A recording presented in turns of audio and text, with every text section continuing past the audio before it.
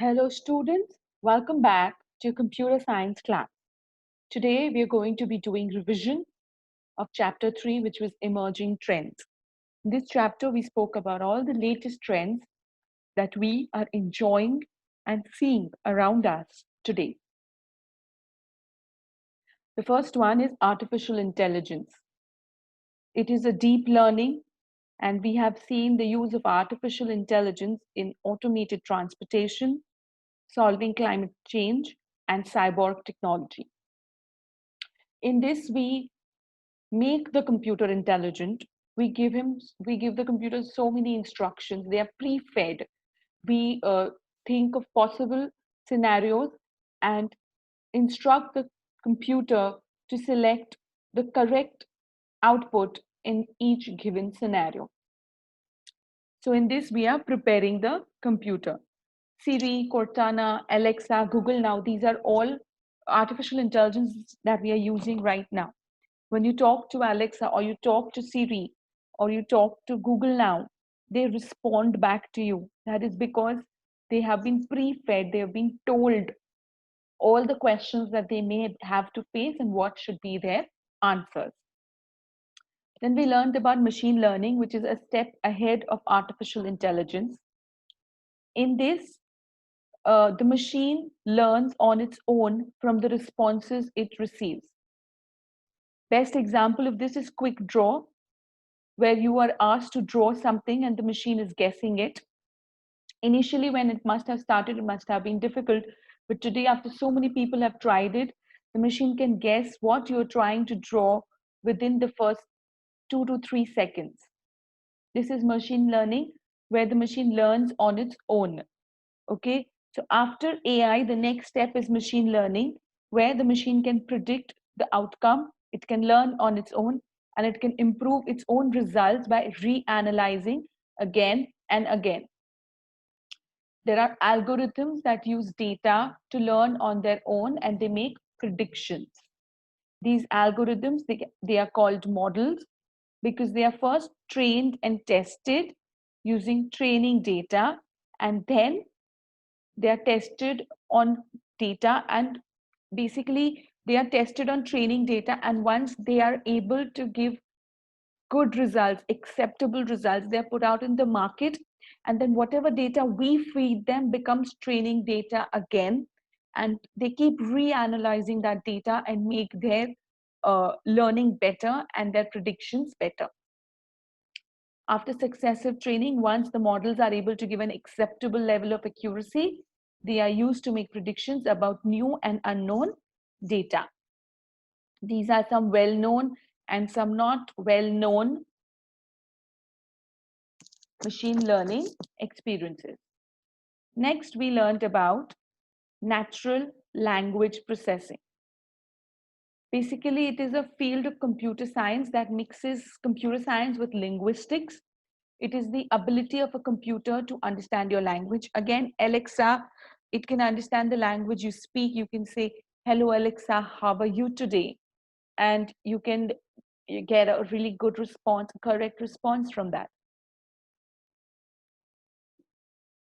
Similarly, you can say, "Set up an alarm for the morning," or "What's the weather like today?" And you can actually have a conversation that is in your own language. So we are already learning Python, so you all know how different it is to instruct a computer using Python, and how different is it to instruct a machine using your language. So that is natural language processing. So natural language processing, there is, works like that. These are some examples that we have. Searching for the song Attention by Charlie Puth from Spotify, playing Attention by Charlie Puth from Spotify, and playing it on Spotify. So Spotify is another app, but there are so many out there that are using NLP very, very successfully today. We also have chatbots. Chatbots are the robots that talk to you, so you can converse. There are so many automated response systems, uh, and also some many places in Singapore, Japan, and America, the receptionists have now become chatbots. So they use the natural language and they give you an automated response depending on your query. They stimulate the human conversation and customer media. Again, over here, if you apply machine learning and they start learning from their own experience, that when they are replying, what is the reaction they get from the user and how to change it and how to give how to give them the correct answer. So Expedia, for example, has developed a chat bot for customers to check their for checking their trip status, for finding a hotel and booking flights. So chatbots use NLP the most.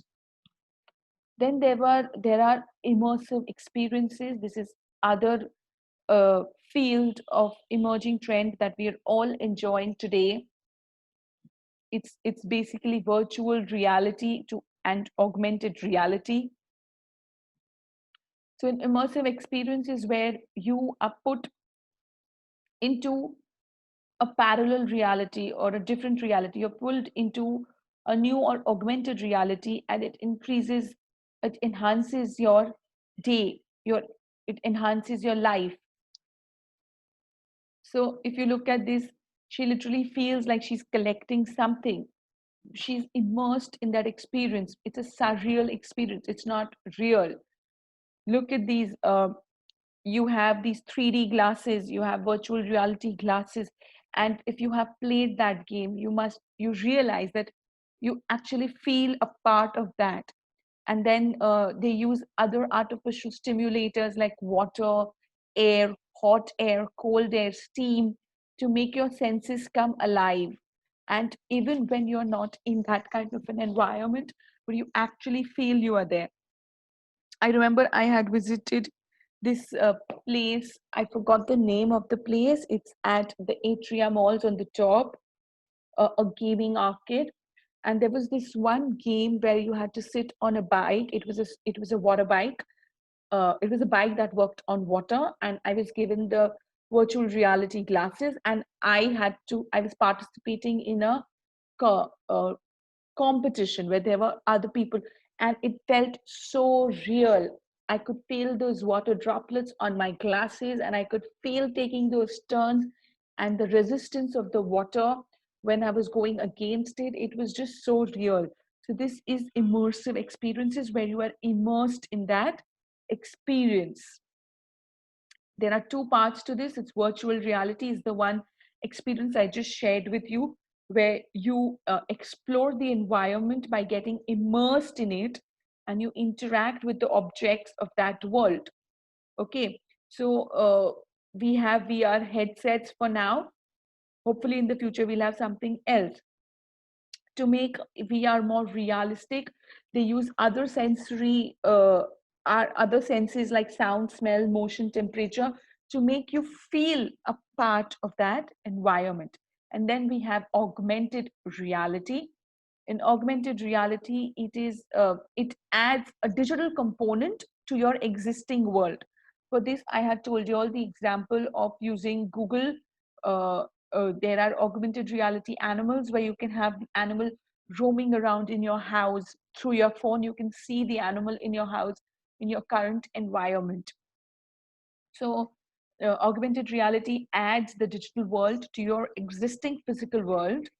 Okay, and there was this great game called Pokemon Go which drove the world crazy at that time, because there were uh, children running around the town finding Pokemons in the natural environment, and you could see them running, walking around with their phone. In fact, there were a few more uh, games on these lines, and I think they were even banned in the future because uh, it created lots of accidents in the world, because they would go there and then there were people who took advantage of the game, and they would pull the crowd at a particular location which was isolated and then thug them off. So these kind of things did take place, but this is this is developing. So we are also learning with this. We are learning what is good, what is bad, what can be tamed in what way, what we should believe in, what we should not believe in, what we should do.